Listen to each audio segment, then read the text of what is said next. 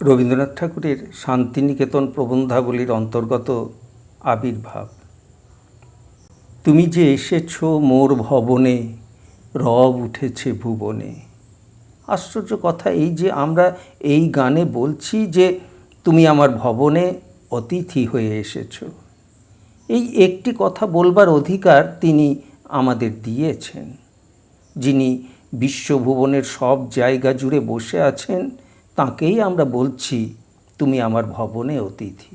কারণ আমার ভবনে তাকে ডাকবার এবং না ডাকবার অধিকার তিনিই আমাকে দিয়েছেন। তাই সেই সর্বব্যাপী ঈশ্বরকে ইচ্ছা করলে ভবনের দ্বারে দাঁড় করিয়ে রাখতে পারি। জীবনে কত অল্প দিন আমরা সেই বন্ধুকে ঘরে ডেকে আনি। তাকে আমার ভবনে ডাকবো এমন দিন তো আসে না।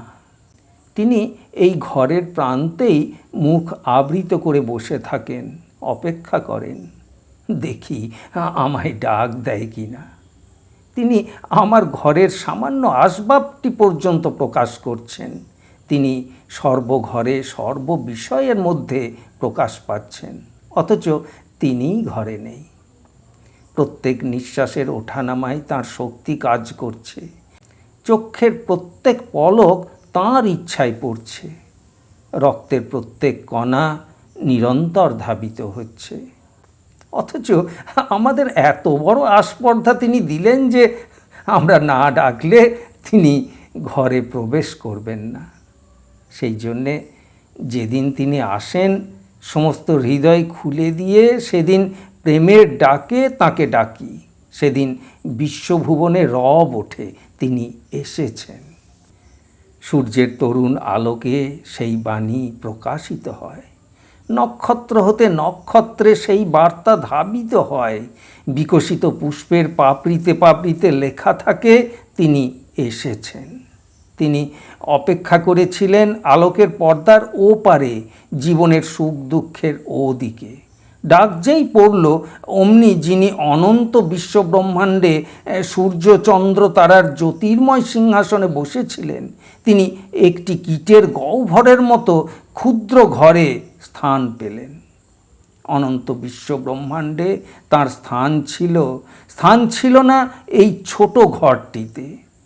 এই ঘরটি ধন জন মানে ভর্তি ছিল, তাই তার জন্য এখানে জায়গা হয়নি। কিন্তু যেদিন এলেন সেদিন তড়িৎ বেগে সমস্ত বিশ্বে এই বার্তা গোপনে গোপনে প্রচারিত হয়ে গেল তিনি এসেছেন। ফুলের সৌন্দর্যে, আকাশের নীলিমায় এই বার্তা ব্যক্ত হয়ে গেল। পুত্র কখনো কখনো পিতার জন্মোৎসব করে থাকে। সংসারে এমন ঘটনা ঘটে।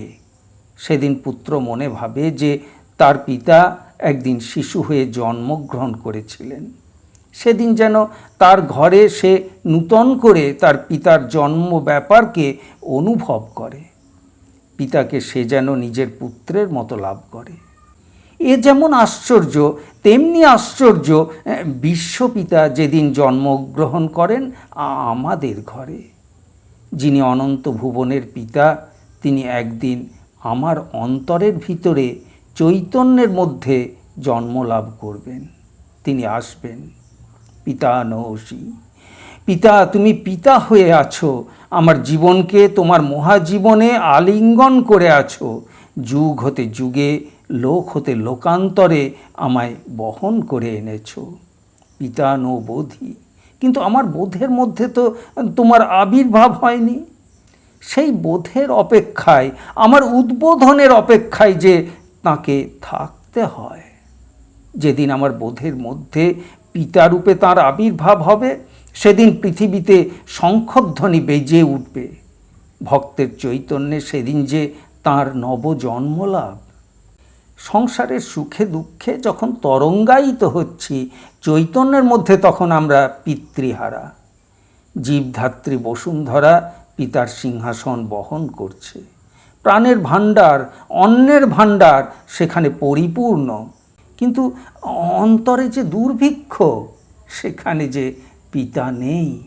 সে বড় দৈন্য, সে পরম দারিদ্র। যিনি রয়েছেন সর্বত্রই তাকে আমি পাই না কারণ ভক্তি নেই। যুক্তি খুঁজে পাওয়া সহজ, কিন্তু ভক্তি খুঁজে পাওয়া যায় না। আনন্দ সহজ না হলে পাওয়া যায় না। উপনিষদে বলে, মন বাক্য তাকে না পেয়ে ফিরে ফিরে আসে, কিন্তু তার আনন্দ যে পেয়েছে তার আর ভয় নেই। তাকে দেখা উৎসবের মধ্যে দেখা, জ্ঞানে নয়, তর্কের মধ্যে নয়। আনন্দের ভিতর দিয়ে ছাড়া কিছুই পাবার উপায় নেই। এই যে উৎসবের আলোক জ্বলছে, একে কি তর্ক করে কোনো মতেই পাওয়া যেত? চোখের মধ্যে আলো পাবার আনন্দ আছে, তাই তো চোখ আলো পায়। চোখ যে আলোর জন্য লালায়িত। এক সময়ে জীবের তো চক্ষু ছিল না। চক্ষু কেমন করে ক্রমে জীবের অভিব্যক্তিতে ফুটল? জীবের মধ্যে আলোককে পাবার তৃষ্ণা ছিল। দেহের পর্দার আড়ালে বিরহীর মতো সেই তৃষ্ণা জেগেছিল। তার সেই দীর্ঘ বিরহের তপস্যা সহসা একদিন চক্ষু বাতায়নের ভিতরে সার্থক হলো। আলোকের আনন্দদূত তার চোখের বাতায়নে এলো। আলোককে পাবার আনন্দের জন্য তপস্যা ছিল। সেই তপস্যা অন্ধ জীবের অন্ধকার দেহের মধ্যে চক্ষুকে বিকশিত করে স্বর্গের আলোকের সঙ্গে যুক্ত করে দিয়েছে। সেই একই সাধনা অন্ধ চৈতন্যের মধ্যে রয়েছে।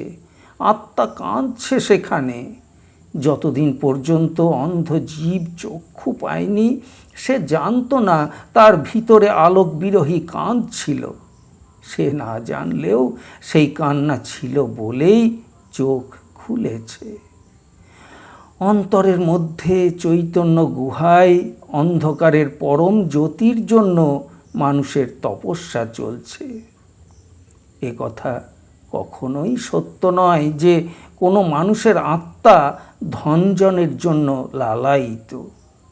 মগ্ন চৈতন্যের অন্ধকারময় রুদ্ধ বাতায়নে বিরহী আত্মা কাঁদছে। সেই কান্না সমস্ত কোলাহলের আবরণ ভেদ করে নক্ষত্রলোক পর্যন্ত উঠেছে। আনন্দ যেদিন আসবে সেদিন চোখ মেলে দেখব সেই জ্যোতির্ময়কে। সেদিন তিনি আমার ভবনে আসবেন এবং বিশ্বভুবনে তার সাড়া পড়ে যাবে। সায়ংকাল 7ই পৌষ 1321।